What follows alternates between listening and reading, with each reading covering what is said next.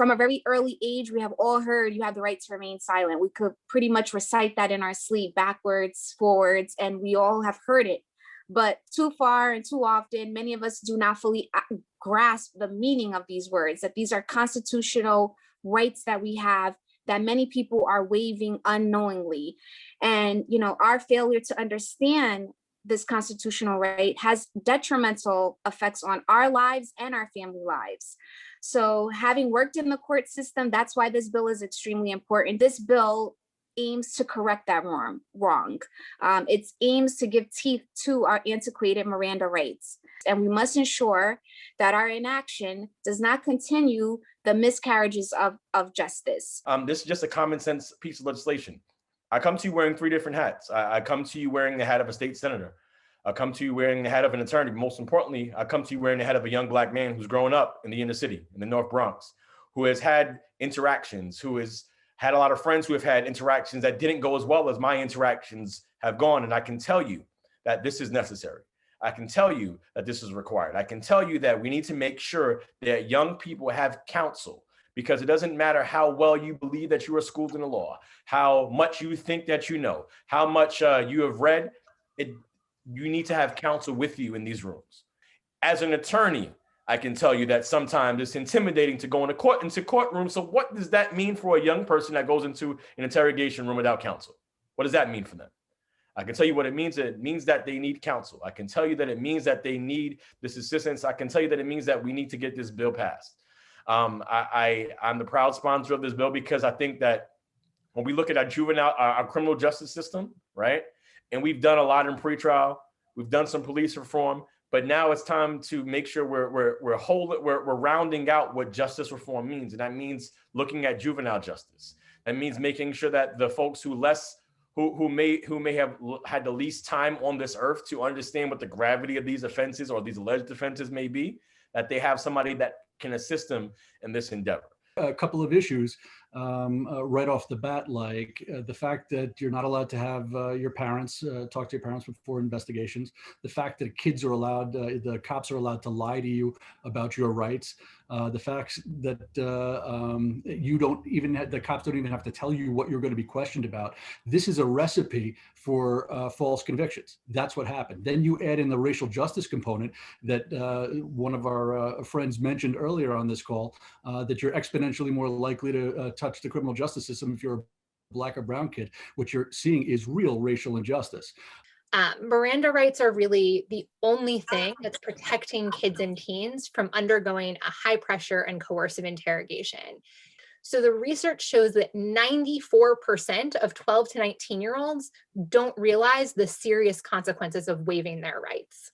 And this risk of a false confession is substantially higher when police interrogate a child compared to when they interrogate an adult, because we know from the research that kids are more vulnerable to giving a false confession than adults are. An attorney available, you have the right to remain silent until you have had talk with one. That means if you want a lawyer, but a lawyer is not here right now, we will wait to speak with you until a lawyer can get here. Do you understand?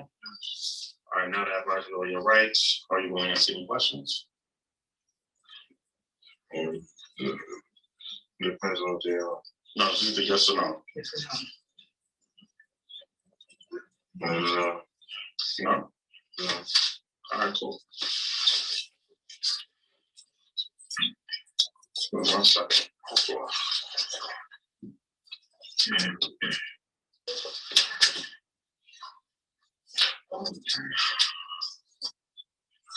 All right. Do you understand what you said? Yeah. So do you want to talk about it, or want to ask them what's going on, or why are you in this predicament? I need to argue the story, what happened. You want to ask them what happened? Yeah, what happened? I was in a store running out food. So you back up a little bit. You know, it's actually horrendous, it's immoral, and it should be something that can easily be passed. Anywhere else where it's a middle-class family, they will know to send a lawyer. they will know to have a lawyer there. So many young people today need to have the resources, not only to thrive and live in their communities, but to continue to show up as their full selves. We shouldn't have to be talking about the basic needs that people have, that young people need. We shouldn't have to be talking about the very bare minimum that our New York State legislature can do, which is providing safeguards and procedural security for young people to not be wrongfully incarcerated, to not be interrogated without the presence of an attorney. And all these things, as Reverend Wendy shared earlier, are things that other families, middle-class families, white folks specifically, have the resources and access to. So I remember one day I was actually on Nostrand Avenue, riding down on a bike. The cops, like the occupying army that they are, were stopped and frisking everybody on the corner. And I was riding on the bike. I was always a talkative kid. And I said, man, if y'all don't leave us the heck alone. And I smiled. And a few seconds later, I was snatched off the bike. The cop threw me on the car, and I ended up in the precinct. My grandmother was contacted, and they realized that she didn't speak English, and there were no efforts made after that. And, you know, I've had many friends who have similar experiences. So I know firsthand how important this bill is. And I'm ashamed to say that despite all of the work we've done, as Senator Bailey and Assemblywoman Joyner had talked about earlier, despite all of the work we've done regarding raise the age, to know that we still have so much more to go. We're still so far away from our goal in securing the same rights that rich white kids have